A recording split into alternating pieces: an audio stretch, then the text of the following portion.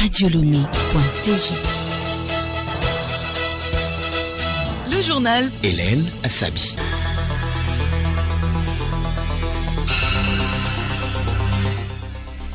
Bonjour à tous et merci de nous rejoindre pour le journal dont voici le sommaire. Coronavirus, le couvre-feu de 20h à 6h du matin s'étend à la préfecture de Tchaoudjo à partir de ce mercredi. Une décision du gouvernement pour limiter la propagation de la pandémie. Lueur d'espoir dans la recherche de traitements contre le coronavirus. L'utilisation du plasma thérapeutique pour traiter le Covid-19 serait prometteuse. Les recherches sont en cours en Chine. Au Burkina Faso, par contre, le gouvernement recadre le débat sur l'efficacité de l'apivérine.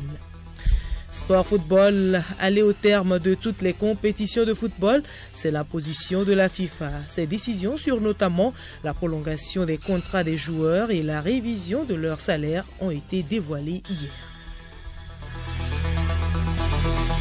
radiolomé.tg. Mesdames et messieurs, une fois encore, bonjour. Coronavirus au Togo, la situation reste inchangée. Le dernier bilan fait état de son 5 cas confirmés, dont 39 actifs, 23 guéris et 3 décès. 7 nouveaux patients ont été testés positifs hier sur 150 dépistages et sur les 7, 3 sont des cas contacts confirmés positifs et 4 ont une histoire récente de voyage. Sur 21 personnes testées positives au Covid-19 depuis lundi, 10 résident à Sokodé. Des précisions sur la situation dans notre pays avec le ministre en charge de la sécurité générale Yak Damhan. Aujourd'hui, mardi 7 avril, nous sommes à 65 cas confirmés. C'est-à-dire qu'il y a eu 13 nouveaux cas. Et de ces 13 nouveaux cas, 10 cas proviennent de Sokodé. C'est inquiétant. En dehors de Lomé, Sokodé devient le deuxième centre où cette maladie sévit. Et au vu de ce constat, le gouvernement a pris des mesures. En application des décisions prises par le gouvernement pour limiter la propagation de la pandémie de coronavirus Covid-19, notamment l'instauration du couvre-feu et tenant compte de l'évolution actuelle de la situation sanitaire dans la préfecture de Tchaoudjo. Les mesures ci-après, ils sont dorénavant applicables. Il s'agit de 1. L'extension du couvre-feu de 20h à 06h dans toute la préfecture de Tchaoudjo pour compter du mercredi 8 avril 2020. 2. Le renforcement du dispositif de bouclage de la ville de Sokodé. Le bouclage de la localité de Kouvon et de ses environs. Le gouvernement invite toute la population de la préfecture de Tchaoudjo à faire preuve de compréhension et de discipline pour la réussite de la mise en œuvre de ces mesures préventives. Par ailleurs, il appelle à une franche et sincère collaboration de tous avec, d'une part, la force spéciale mixte anti-pandémie créée à cet effet et d'autre part, l'ensemble des autres structures impliquées dans cette lutte afin de contenir et limiter l'expansion de la pandémie de Covid-19. Sokodé devient ainsi la deuxième ville de propagation du coronavirus et nous retrouvons le général Yak Damhan. La situation est préoccupante au niveau de Sokodé. Si nous nous en souvenons, Sokodé fait partie des villes bouclées. Malgré ce bouclage, force est de constater qu'au niveau de Sokodé, le virus est en train de prendre de l'ampleur. Le premier cas constaté à Sokodé, c'était dans une clinique. Mais aujourd'hui, c'est à partir d'un couvent, dans le village de Kouvon. Un couvent entretenu par des expatriés, où certains de nos concitoyens malheureusement s'y rendent. Donc après le premier cas constaté dans ce couvent, nos compatriotes s'y rendent. Donc il y a ce que les médecins appellent les personnes contacts. Donc sur 34 personnes contacts, il y a 13 qui sont positives. Ça devient sérieux. Ça devient sérieux. Donc j'en appelle à la conscience individuelle et collective de tous les Togolais, particulièrement de nos compatriotes dans la préfecture de Tchaoudjo, pour le respect scrupuleux des mesures prises par le gouvernement. Il n'y a que ça qui peut nous aider à nous en sortir, qui peut limiter l'expansion de cette pandémie. Donc le couvre-feu de 20h à 6h, à compter de demain, 8 avril, ça doit s'appliquer dans toute sa rigueur. Je demande aux forces de défense et de sécurité, à la force mixte, beaucoup de professionnalisme. Le couvre-feu, c'est veiller à l'application des mesures prises par le gouvernement. avec professionnalisme et courtoisie et fermeté, sans abus, sans abus. L'essentiel doit provenir de la population. On dit 20 heures, on n'attend pas 20 heures pour aller acheter les allumettes. Il faut que la population comprenne cela pour que vraiment cette pandémie ne trouve pas refuge dans notre pays. Tous les pays du monde sont lourdement impactés par l'épidémie de Covid-19. À l'instar des autres nations du monde, le Togo a pris des mesures drastiques pour limiter la propagation de la pandémie. Et si ce n'est trop tôt, on s'apprête à vivre dans les prochaines semaines une crise sanitaire doublée d'une crise économique. Geneviève Bouillon nous en parle. En zone euro, l'indice PMI a connu la plus forte baisse jamais enregistrée. L'ampleur de la crise est également historique dans le reste du monde. Aux États-Unis, le marché de l'emploi se dégrade à une vitesse inédite. En Chine, la production industrielle a plongé de 13,5% sur les mois de janvier et février 2020 par rapport à la même période de l'année 2019. S'agissant de l'Afrique, le pire est à craindre, bien que l'épidémie de coronavirus ne fait que ses premières enjambées sur le continent. L'économie de la plupart des pays commence d'ores et déjà à tanguer. Pourquoi cette crise sanitaire constitue-t-elle une crise économique? Roger Mifetou, expert comptable, commissaire aux comptes et directeur général de l'ESAM. Une crise économique parce que la crise sanitaire empêche les gens de travailler, empêche les gens de vaquer à leurs occupations économiques habituelles. La production tourne au ralenti. Donc certaines entreprises sont fermées. Donc les salariés sont au chômage technique, au chômage partiel. Et donc cette production, on ne l'a plus. Ça veut dire qu'il y aura moins d'argent dans la caisse de l'État, moins d'argent dans la caisse des entreprises, moins d'argent dans la poche des salariés. Et donc, forcément, la consommation va baisser. Parce que même si vous avez un peu d'argent aujourd'hui, mais vous ne pouvez plus, vous avez des priorités. Parce que vous ne savez pas comment le lendemain serait fait. Et donc, la panique atteint tout le monde, la peur atteint tout le monde. Ça fait qu'on ne consomme plus. Un magasin qui vend des vêtements aujourd'hui, va voir plus ses activités encore baisser, même si on ouvre le magasin tous les jours. Et donc, le peu d'argent que vous avez, vous allez le garder et mettre la priorité sur le repas parce que vous ne savez pas quand est-ce que vous allez sortir de cette guet-apens. Parmi les mesures barrières préconisées par certains pays, le confinement total ou partiel et le couvre-feu. Le Togo, pour l'heure, a opté pour le bouclage de certaines villes, dont Tivié, Kwalimé, Sokodé, mesure appuyée par un couvre-feu de 20h à 6h. Quel autre impact pourrait avoir le confinement sur le quotidien du Togolais? Retrouvons Roger Mifetou. Il faut tenir compte de l'état des lieux. Dans nos pays africains, je ne parle pas du Togo uniquement, mais c'est nos pays africains. Et les gens, il y a très peu qui ont le salaire, un salaire mensuel. Déjà, si l'employeur arrive à vous le payer aujourd'hui dans cette situation. Donc, mais comme vous n'avez pas, si vous n'avez pas le salaire, il y a beaucoup de gens et qui ont le salaire journalier. En fait, même pas salaire, mais revenu journalier. Il faut qu'ils sortent tous les jours pour aller chercher. Donc, si on leur dit maintenant confinez-vous, qu'est-ce qui va se passer? On va éviter peut-être le coronavirus, mais on va mourir de faim. Si on meurt de faim, c'est entre deux mots, il faut choisir. Voilà, le moindre mal. Donc, c'est pour ça qu'il est vraiment important. Et moi, je trouve que le gouvernement, le chef de l'État, ils ont bien fait de ne pas demander le confinement général. Parce que ça va poser problème. Et puis même, ceux qui ont des salaires réguliers, est-ce qu'ils ont suffisamment de réserves pour pouvoir faire aussi des réserves alimentaires? Donc tout ça là, ça pose un vrai problème. Donc c'est pour ça que ce confinement général, ça demande beaucoup d'argent. En attendant donc l'épidémie de coronavirus va à son petit bonhomme de chemin, laissant derrière elle des centaines de milliers de morts à travers le monde et en l'absence de tout médicament à même d'éradiquer la maladie, le respect strict des mesures barrières édictées par le gouvernement reste la seule arme efficace. Et Geneviève Bouillon, les recherches se poursuivent pour trouver un remède efficace. Parmi les pistes étudiées pour traiter le Covid-19, le plasma thérapeutique est de celles qui s'annoncent prometteuses. C'est ce que semble indiquer les résultats d'une étude chinoise qui viennent d'être publiés. Geneviève Bouillon vous retrouve.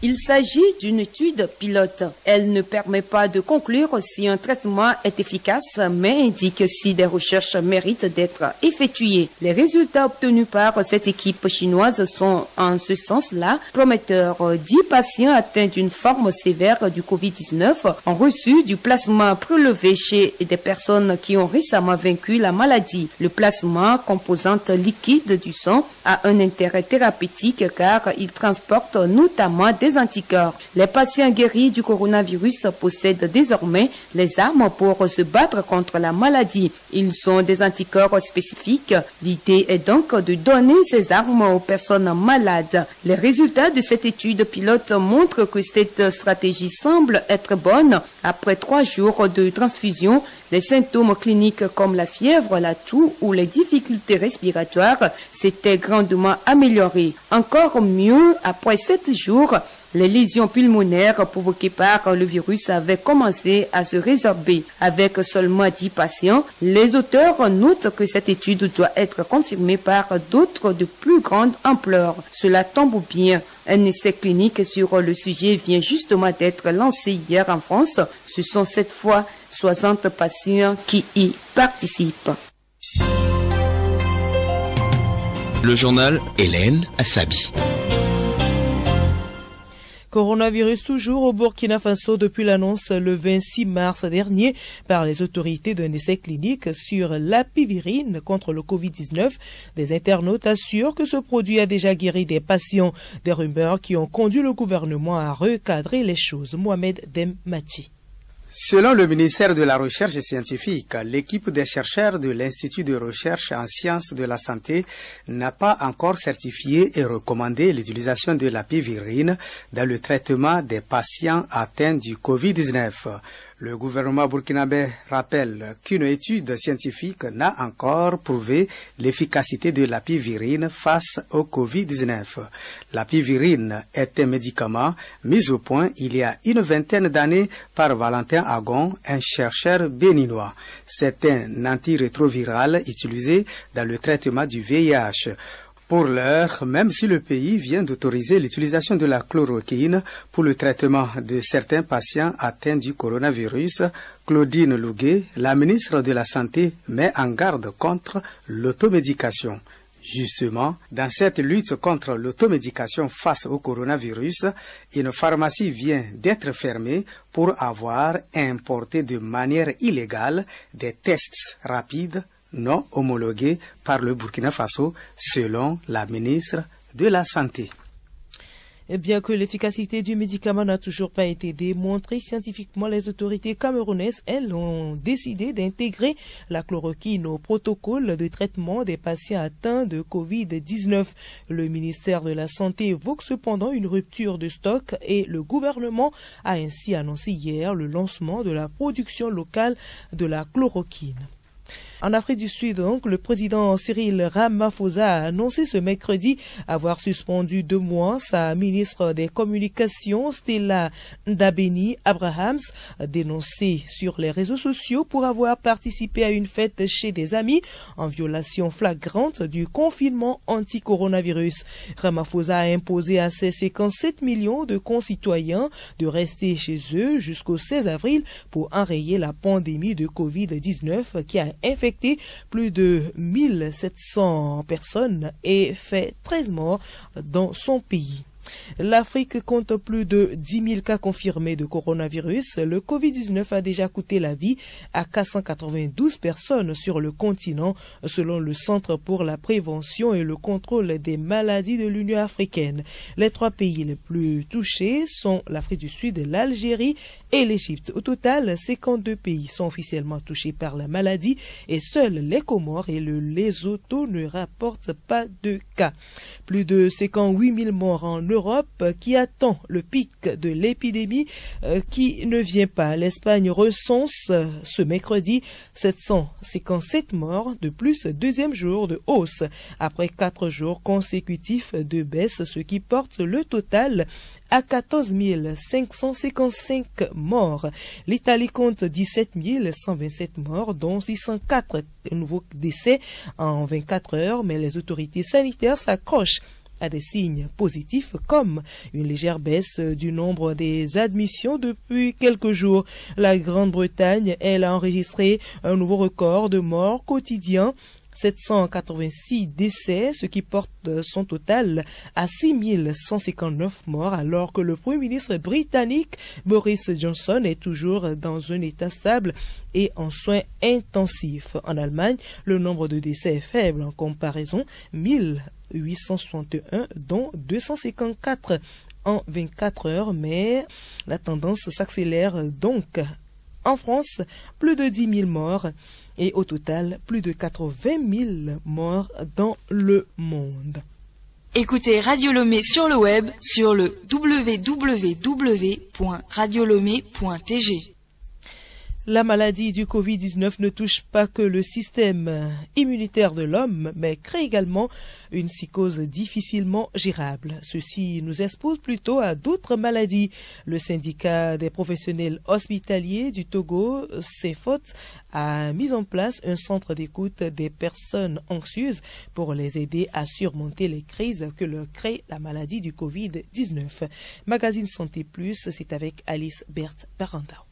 Les humains sont aujourd'hui presque tous sujets d'anxiété ou d'angoisse liés aux nombreux décès de personnes contaminées au quotidien par le coronavirus. Ces états d'âme ont des impacts négatifs sur la santé mentale et corporelle. Adekambi Raouf Richard, psychologue au CHR Lomé Commune, nous livre les dangers de la détresse psychologique. Il y a des moments où certaines personnes qui sont plus vulnérables, à un moment donné, la panique est assez forte qu'ils ne peuvent plus d'eux-mêmes aller de l'avant, la gérer. Et dans ce cas-là, on a mis en place une cellule d'écoute psychologique qui est gérée par des professionnels de la santé, c'est-à-dire les psychologues, les psychiatres et d'autres professionnels de la santé mentale pour aider les personnes à pouvoir verbaliser, c'est-à-dire parler de leurs angoisses, de ce qu'ils ressentent, parler de leurs difficultés actuellement. Alors, en tant que psychologue, expliquez-nous réellement c'est quoi l'anxiété et quel peut être son impact sur le psychisme mental. L'anxiété, c'est des pensées négatives, des pensées anticipatoires sur quelque chose qui va venir ou quelque chose qui peut-être ne va jamais arriver. Et donc, la personne qui est très anxieuse, ce n'est qu'une conséquence de comment la personne interprète la situation qui est devant elle. Donc, cette personne-là va penser, va construire tout un scénario dans sa tête et même va construire des scénarios assez catastrophiques. Plus il construit ces scénarios que nous appelons des pensées automatiques négatives, ça va influer, ça va entraîner les émotions négatives qui seront très fortes. À un moment donné, le travail à faire avec lui, c'est de reconnaître ces pensées négatives qui entraînent ces émotions négatives et de mettre en place ce que nous appelons des pensées alternatives. Donc, c'est un travail que nous faisons avec ces personnes-là pour les aider à se distancier de ces pensées négatives-là qui ne sont pas des pensées réalistes et à pouvoir opter pour des pensées objectives qui va l'aider à pouvoir avancer. Est-ce la raison qui vous a amené à créer un centre d'écoute pour aider tous ceux qui sont dans le cas? Effectivement, on a mis une cellule d'écoute qu'on appelle cellule écoute et soutien psychologique COVID-19. Parlons-en. Donc, c'est un centre d'écoute psychologique géré par des professionnels de la santé mentale et qui travaillent de 8h à 20h tous les jours. Et les personnes qui sont dans la détresse psychologique peuvent contacter ces cellules-là au 70 51 52 53 ou le numéro MOVE 99 99 87 78 70 51 52 53 ou MOVE 99 99 87 78. Covid-19, respectons les mesures barrières et d'hygiène qui sauvent au lieu de nous laisser mortifier par la peur. À mercredi prochain.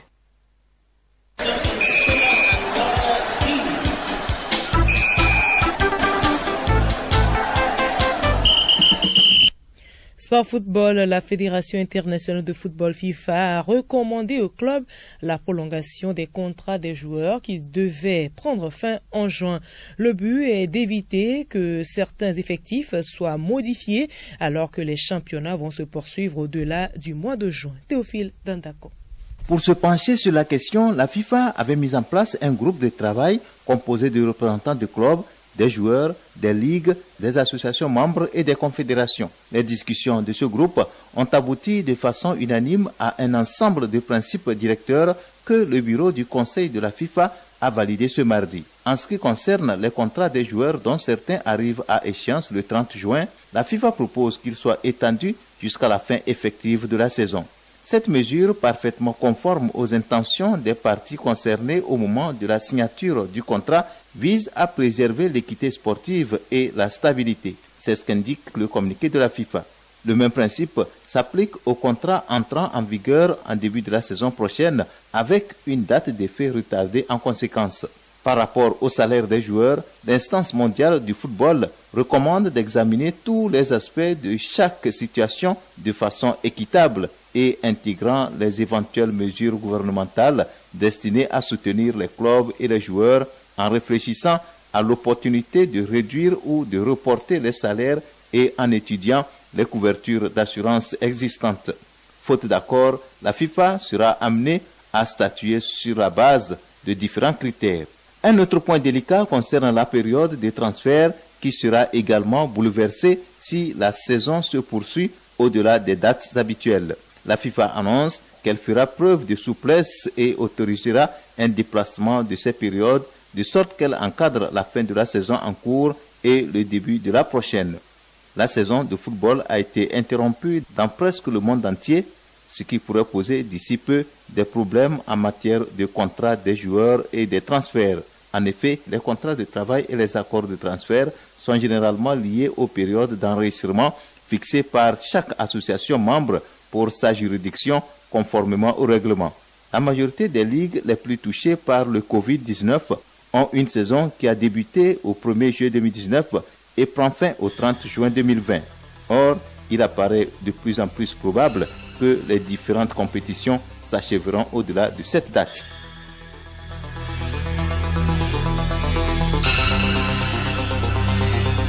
Voilà, il se referme ce journal, mais retenez pour l'essentiel que le couvre-feu de 20h à 6h du matin s'éteint à la préfecture de Tchaoudjo à partir de ce mercredi. Une décision du gouvernement pour limiter la propagation de la pandémie. Et puis lueur d'espoir dans la recherche de traitement contre le coronavirus.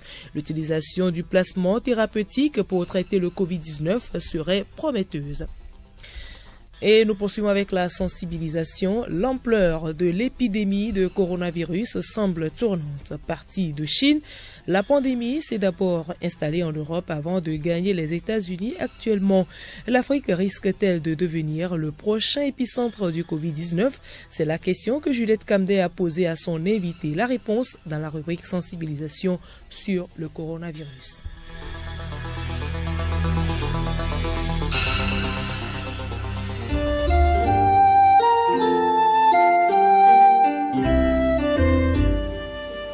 La pandémie de coronavirus a commencé en Chine. La ville de Wuhan est devenue le berceau du Covid-19. Il y a quelques jours, l'Europe était le nouvel épicentre. Actuellement, les États-Unis battent le record de cas confirmés et de décès dus au coronavirus, devenant le foyer de l'épidémie. Face à cette situation, doit-on craindre pour l'Afrique? Dr Tosa Koko, responsable de l'unité planification de la cellule sectorielle de gestion de la crise liée au Covid-19, répond. Quand vous voyez les cas qui sont dans notre pays sur le territoire national aujourd'hui, vous voyez que la majorité ont une histoire de voyage. Avec les mesures de suspension des vols en provenance des zones touchées, je pense que nous pouvons avoir des raisons d'espérer un certain freinage de l'évolution des cas. Et ça, ces mesures sont à encourager.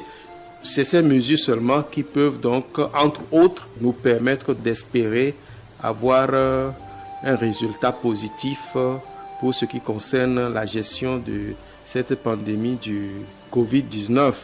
L'Afrique comptait vendredi 3 avril 7123 cas confirmés de coronavirus. Le Covid-19 a déjà coûté la vie à 289 personnes sur le continent. Un bilan du Centre pour la prévention et le contrôle des maladies de l'Union africaine. L'Égypte, qui a annoncé le premier cas de coronavirus le 14 février 2020, compte à ce jour environ 1000 cas confirmés avec 66 décès.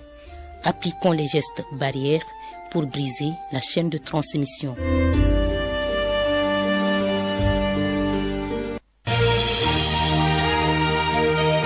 Radio Lomé, boîte postale 434, email radiolomé@radiolomé.tg. Radiolomé.tg